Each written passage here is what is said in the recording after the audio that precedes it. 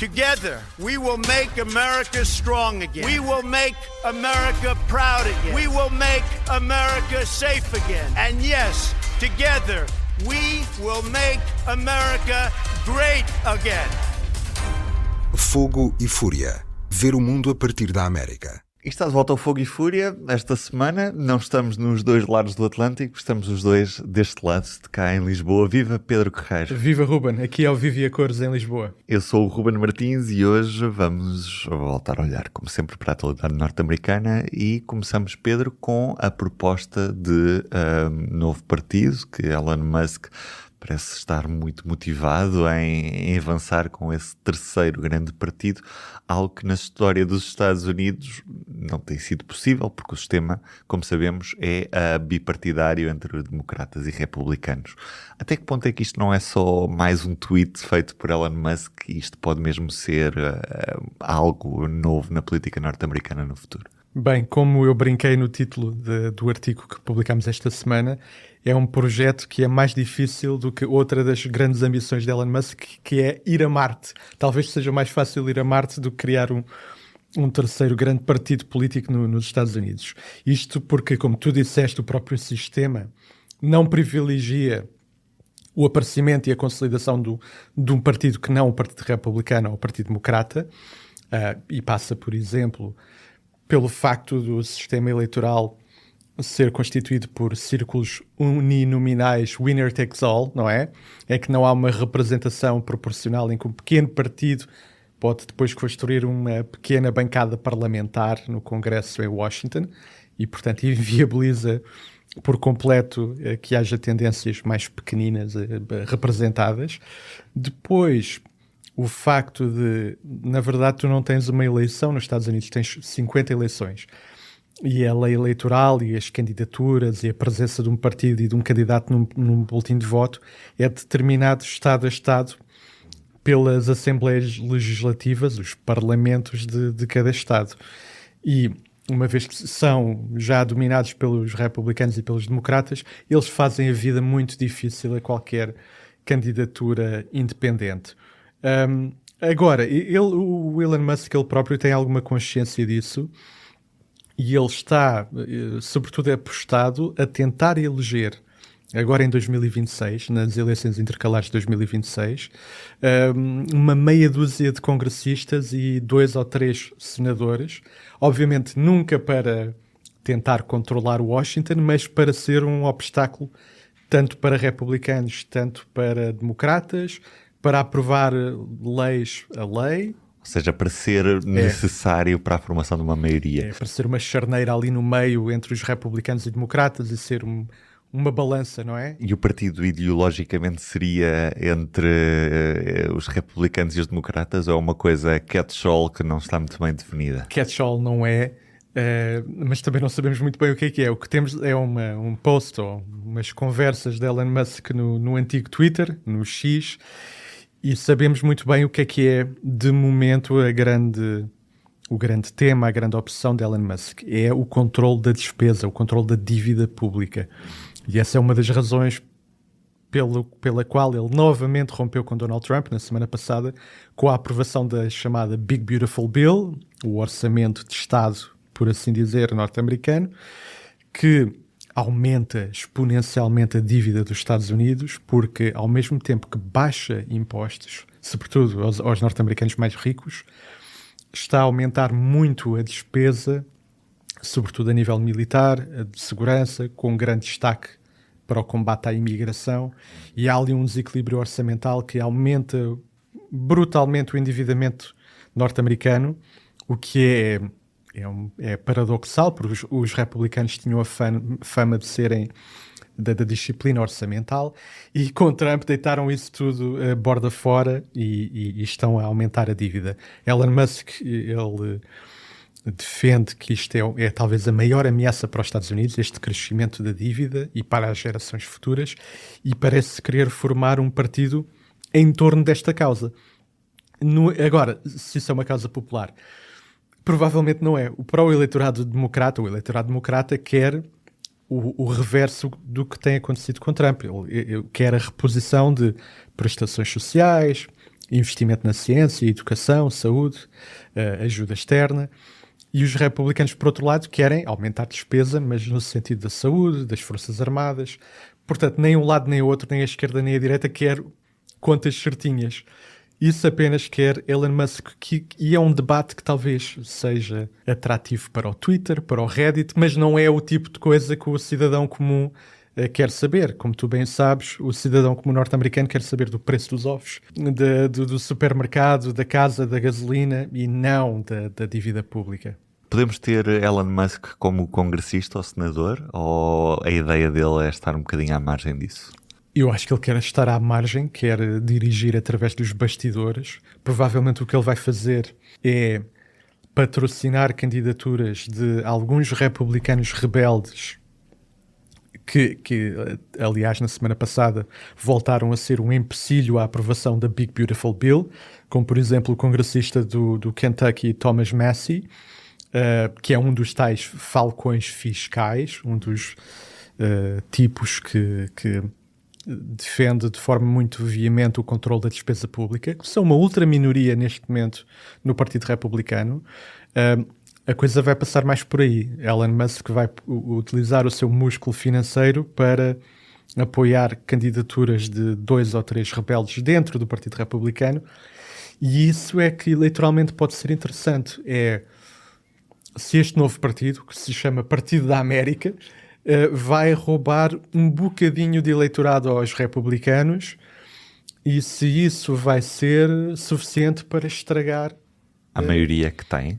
Exatamente, que é uma maioria muito, muito, muito fininha. E como se vê frequentemente até nas eleições presidenciais, as maiorias Estado a Estado são às vezes decididas por centenas ou poucos milhares de votos. Pode ser quase o mesmo efeito do que aconteceu no ano 2000 com a candidatura de Ralph Nader, do Partido Verde, isto nas eleições presidenciais, que muito provavelmente acabou por custar a vitória a Al Gore, o candidato democrata. A derrota a Al Gore. Exatamente. E facilitar a vitória de George W. Bush, o candidato republicano, também por uma questão muito marginal de algumas centenas de votos na Flórida, alguns milhares de votos no resto do país. Portanto, há aqui uma pedra no sapato dos republicanos, e claramente isto é mais uma vez algo que se insere no conflito entre Musk e Trump, não é? Nesta amizade que acabou com um estrondo e que agora entrou na fase da vingança política, não é? Em síntese, este partido tem como ponto único a defesa do corte na despesa do Estado. Não há depois outros programas para a imigração, para a qualidade de vida dos norte-americanos? Se houver, parece ser muito repetir o que também já é o trumpismo. Portanto, aí não há novidade. Aí há apenas uma disputa de eleitorado. É um trumpismo low cost. É. Com as devidas distâncias. Eu não estou a comparar uma situação à outra, mas só para facilitar um pouco a análise. Podemos pensar que em Portugal temos uma direita mainstream, que é a da AD, tens uma direita de alguma forma focada na redução da despesa, que é a Iniciativa Liberal, e então essa, com muita distância, podia se aproximar um bocadinho deste projeto de Elon Musk, e depois tens uma direita populista, anti-imigração, que é do Chega, que tem alguns paralelos com a direita que é representada pelo trumpismo. Portanto, é quase aqui uma espécie de rivalidade entre uma direita mais liberal, focada num Estado pequeno, e uma direita mais chegana, entre aspas, focada no controle da imigração e no combate a outras causas que são simpáticas à maior parte dos partidos democratas. Mas isto é uma conversa de nicho, e eu tenho muitas dúvidas que Elon Musk tenha capacidade de agregar um eleitorado em torno disto. Agora, se conseguir, mesmo que seja apenas um senador ou um congressista, pode ser suficiente para dar uma dor de cabeça a Donald Trump. Historicamente, não há registro de, nos últimos anos, qualquer eleição por parte de um terceiro partido. Não, pelas razões que já falámos, há entraves estruturais no próprio sistema eleitoral. O sistema protege-se a si próprio, na prática. Depois, obviamente, há uma bipolarização que também é patrocinada, obviamente, pela própria imprensa, como nós bem sabemos. Porque, aliás, já há candidaturas e há pequenos partidos nos Estados Unidos. Claro, Eles existem. obviamente. Agora, ninguém vota neles.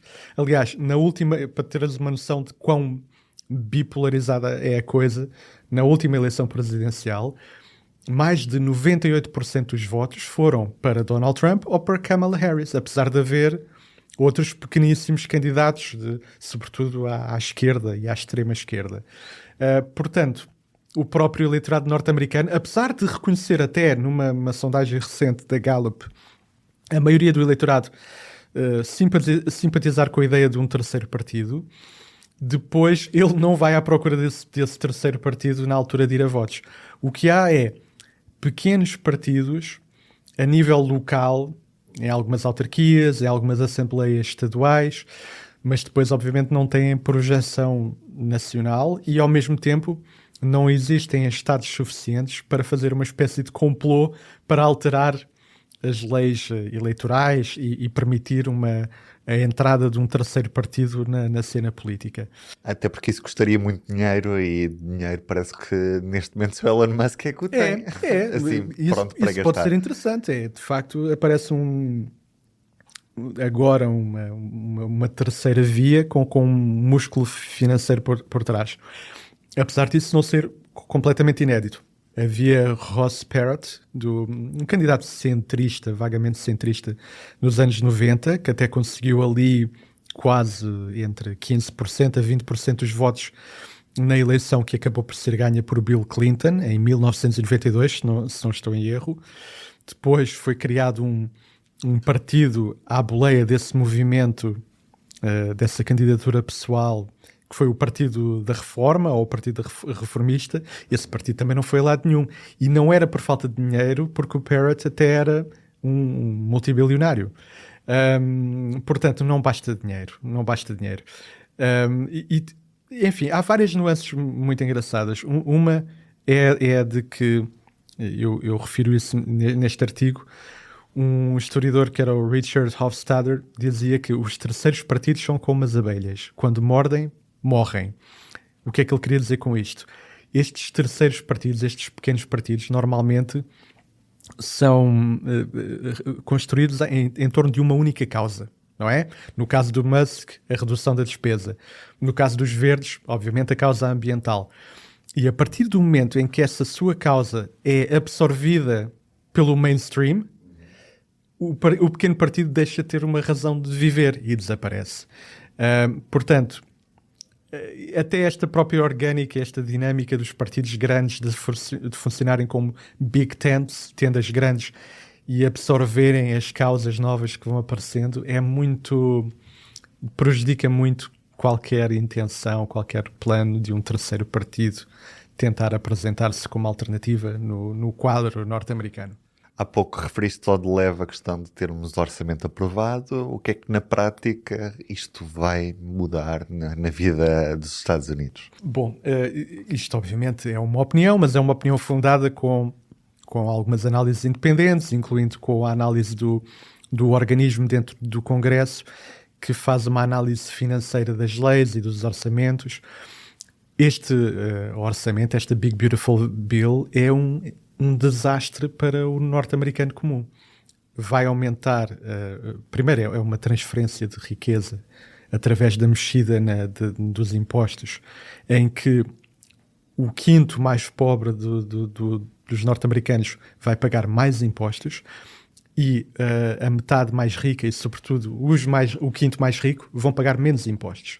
Portanto, há uma transferência da carga fiscal dos mais ricos para os mais pobres.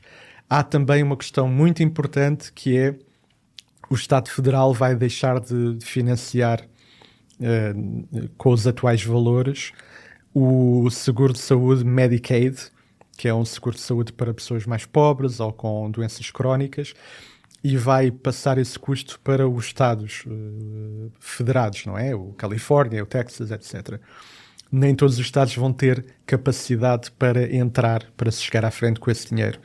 E o que se estima é que 14 milhões de norte-americanos possam perder cobertura de saúde, o que nos Estados Unidos é algo catastrófico, porque não há um verdadeiro sistema público de saúde e as pessoas... Aliás, eu posso contar um caso pessoal. Eu agora estou em Lisboa.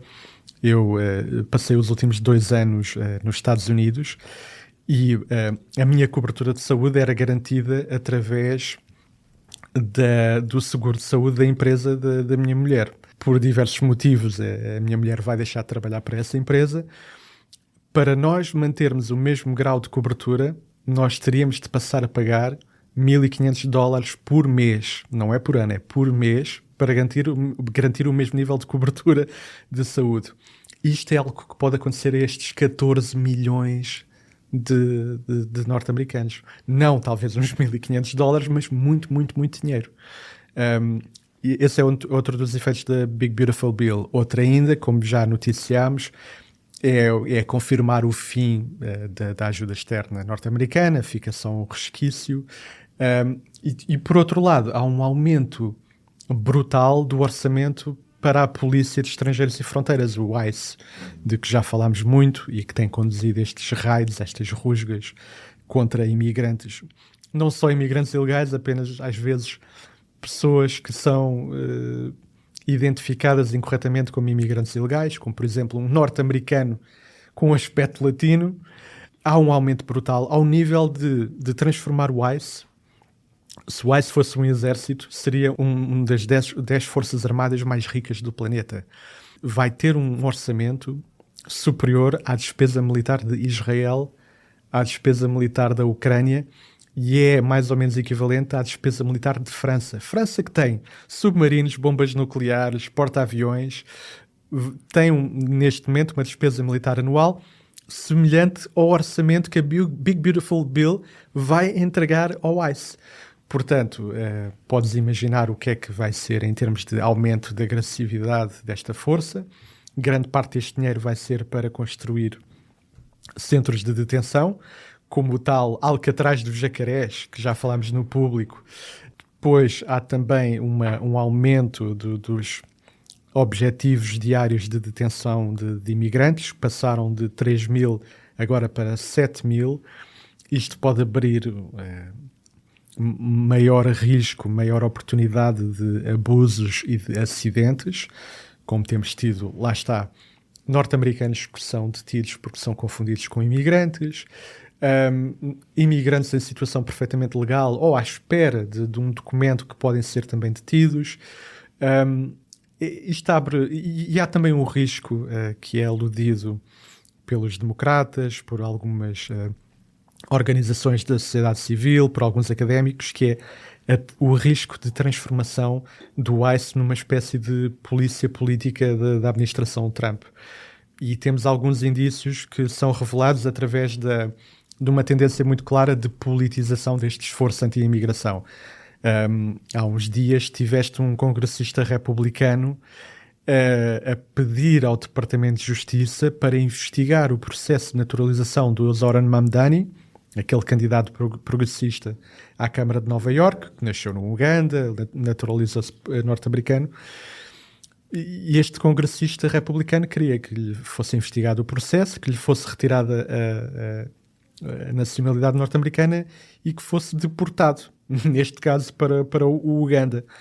Portanto, a partir do momento em que tu tens um CEF multimilionário nos Estados Unidos que pode ser utilizado não para fazer a sua missão, mas para ir atrás de opositores políticos ou para ir atrás de qualquer pessoa porque tem uma meta interna de 7.000 detenções diárias para cumprir, isto é um cenário muito perigoso. Portanto, este é apenas um dos aspectos da tal Big Beautiful Bill que, por um lado, concretiza a agenda republicana, a agenda de Donald Trump, e nesse sentido é uma grande vitória para Donald Trump. Por outro lado, enerva Elon Musk e um ou outro aliado republicano porque é muita despesa. E, por outro lado, preocupa muito a oposição e boa parte da sociedade civil porque, de facto, com este orçamento é dado um passo muito grande nesta deriva autoritária e cada vez mais distante do que é uma democracia liberal a que estamos vagamente habituados aqui no Ocidente, entre a Europa e a América do Norte. Para terminar, Pedro, Donald Trump continua a dar-nos momentos verdadeiros tesourinhos, como este que vamos ouvir agora. We want to work with the United States in peace and security within the region because we are committed to that. And we just want to thank you so much for this opportunity. Well, thank you. And such good English, such beautiful. Where did you learn to speak so beautifully? Where were you educated? Where? Yes, sir. In Liberia. Yes, sir. Well, that's very interesting. It's beautiful English. Sure. I have people at this table can't speak nearly as well. Very And good, they, sir. Donald Trump recebeu na Casa Branca o líder da Libéria e perguntou-lhe como é que ele tinha aprendido a falar tão bem inglês. Estranho, não é, Pedro? Porque a Libéria é um país onde se fala inglês, não é? É um país onde se fala inglês, língua oficial inglesa. Nota-se que Donald Trump estuda bem as pessoas com quem se reúne. Não é? E está muito bem preparado à segunda vez que chega à Casa Branca para dirigir um país como os Estados Unidos. A Libéria, ainda por cima, que tem uma relação histórica com os Estados Unidos. Foi um país no oeste africano que foi formado por norte-americanos para realojar, isto era um plano muito controverso, para realojar escravos negros que foram libertados nos Estados Unidos, e havia um movimento de norte-americanos brancos muito preocupados com o que seria o futuro destes escravos. E obviamente é uma preocupação um bocadinho racista, não é? Eles não queriam negros livres nos Estados Unidos, e então um dos projetos foi a Libéria, foi a criar ali um país para tem a bandeira realojar. muito parecida com a dos Exatamente. Até um problema às vezes nos emojis, às vezes escolhemos a Libéria em vez dos Estados Unidos.